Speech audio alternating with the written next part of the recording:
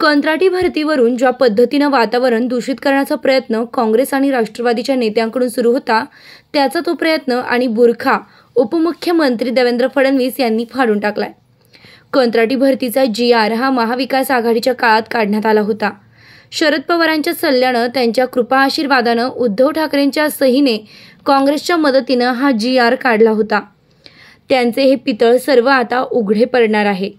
शरद पवार आणि त्यांचा नातू हे महाराष्ट्रात फिरून विद्यार्थ्यांमध्ये विष घालवत होते। त्यांचा हा बुरखा फाडून त्यांना फडणवीसांनी चोपऱ्याक लावल्याची टीका गोपीचंद पडळकर यांनी केली। ते सांगलीत माध्यमांशी संवाद साधत होते। गोपीचंद पडळकर म्हणाले, मराठा समाजाला आरक्षण मिळावे यासाठी मुख्यमंत्री आणि उपमुख्यमंत्री सातत्यानं प्रयत्न करत आहेत। सरकारनं मराठा आरक्षणासंदर्भात प्रवाही बैठक घेतलेली आहे। मराठा समाजाला वेगळे आरक्षण देण्याच्या तयारीत आमचं सरकार आहे। ओबीसीचं आरक्षण सध्या 16% आहे। जर पुन्हा मराठा समाजाला या ओबीसीच्या 16% मधून आरक्षण दिलं तर मराठा समाजाला काय मिळणार आहे? ते म्हणाले, महाविकास आघाडीचे सरकार असताना नोकरीबाबत कोणतीही त्यांनी ठोस भूमिका घेतली नाही। UPSC, MPSCच्या परीक्षा घेतल्या नाहीत। अनेक विद्यार्थ्यांचे मोठ्या प्रमाणात त्यांनी नुकसान केलं। आता कंत्राटी भरतीवरून वातावरण निर्मिती करण्याचा त्यांचा केविलवाणा प्रयत्न सुरू आहे। अशा मोर्चांनी वातावरण तयार होत नाही।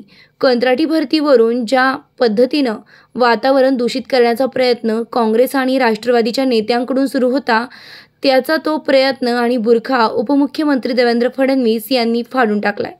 कंत्राटी भरतीचा GR हा महाविकास आघाडीच्या काळात काढण्यात आला होता। शरद पवारांच्या सल्ल्यानं, त्यांच्या कृपा आशीर्वादानं, उद्धव ठाकरेंच्या सहीनं, काँग्रेसच्या मदतीनं हा GR काढला होता। त्यांचे हे पितळ सर्व आता उघड पडलेलं आहे। ते अजून महाराष्ट्रात किती विष घालवण्याचा प्रयत्न करत जातीमध्ये तेढ निर्माण करण्याचा प्रयत्न महाविकास आघाडीमधली नेते मंडळी करत आहेत। कंत्राटी भरती प्रकरणात शरद पवार आणि त्यांचा नातू विद्यार्थ्यांमध्ये मोठ्या प्रमाणात विष घालवण्याचा प्रयत्न करत होते। मांजर कितीही दूध डोळे मिटून पिले तर ते सर्वांना दिसते, तसे शरद पवार अंडी त्यांचा नातवाचा हेतू आता पुढे आला आहे। शरद पवार संपूर्ण महाराष्ट्रात फिरून भुई बडवून खोटे सांगत होते। त्यांचा हा प्रयत्न उघड्यावर पडला आहे।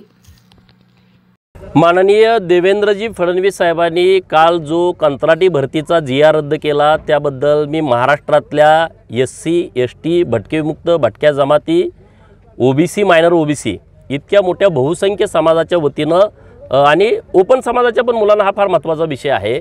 मी त्यांचं विशेष अभिनंदन करतो। आणि ज्या पद्धतीनं महाराष्ट्रामध्ये चुकीच्या पद्धतीनं वातावरण दूषित करण्याचा प्रयत्न केला जात होता, त्यांना उघड्यावरती आणण्याचं काम माननीय देवेंद्रजींनी केलं।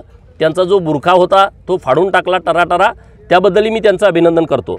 मुळात हा जो GR आहे तो महाविकास आघाडीच्या काळात काढला होता। शरद पवारांच्या सल्ल्यानी, त्यांच्या कृपाशीर्वादाने, उद्धव ठाकरेंच्या सहीनी आणि काँग्रेसच्या साथीने हा GR काढलेला होता। काही कंपन्यांची त्यांनी नेमणूक केली होती। हे काय सगळं कागदावरती आहे, ते सगळं बाहेर आलं। मुळात तुम्ही या महाराष्ट्रामध्ये विष घालवण्याचा किती प्रयत्न करताय?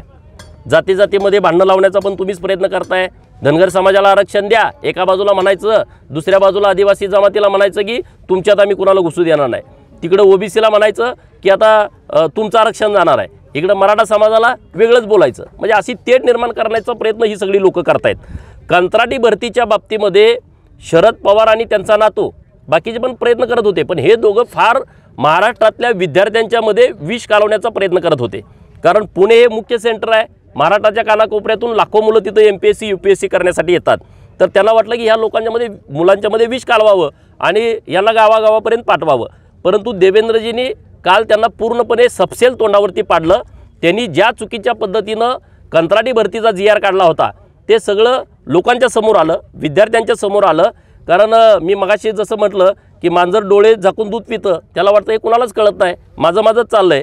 हे पवार आजोबा आणि नातवाचं दोघांना असंच वाटतंय की आम्ही दोघे डोळे झाकून दूध पितोय। एक जुनी म्हण आहे की खरं घरातून बाहेर पडून चप्पल घालेपर्यंत खोटं गावभर फिरून येतं, गावभर हिंडून येतं।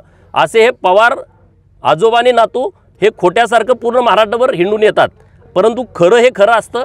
सत्य हे नेहमी उजेडात आल्यानंतर खोट्याला तोंड दाखवायला जागा राहत नाही। तशी परिस्थिती काल पवारांची झाली, महाविकास आघाडीची झाली, सगळ्या नेतृत्वांची झाली.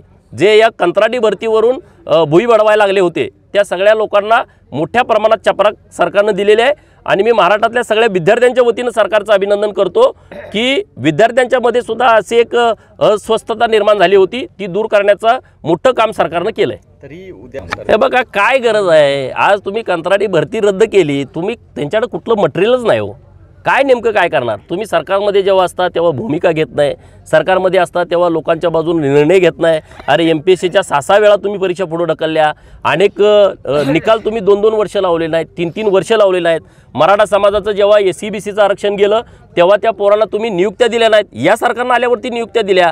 काही अधिसंख्य पदं होती, काही आदिवासी जमातीमध्ये काही लोकांची होती, भटक्या विमुक्तांच्यामध्ये काही लोकांची होती, मराठा समाजाची काही अधिसंख्य पदं निर्माण करायची होती, ती या सरकारनं केली. तुम्ही निर्णयच काय करत नाही ना.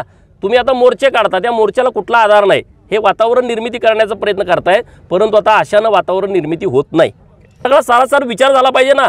16% ज्या मराठा समाजाला आरक्षण मागं दिलं होतं तेवढं तर आरक्षण पाहिजे ना मराठा समाजाला. आता OBCमध्ये तर 16%चं आरक्षण शिल्लक आहे आणि परत तुम्ही हे 16% जर घातले तर मराठा समाजाला त्यातून काय मिळणार आहे? म्हणून मराठा समाजाला त्यांचं हक्काचं आरक्षण मिळावं हे यासाठी सरकार सातत्यानं प्रयत्न करत आहे. विरोधक लोक काही राजकारण करण्याचा प्रयत्न करतायत तर त्यांनी करू नये. महाराष्ट्रातील गरीब मराठा समाजाला आरक्षण मिळालं पाहिजे, कारण आम्ही रोज बसण्या उठण्यामध्ये गरीब खूप मोठी संख्या आहे, तर त्यांना वेगळं आरक्षण देण्याची सरकारची तयारी आहे. सरकार मोठ्या प्रमाणात प्रयत्न करताना आम्हाला दिसतंय.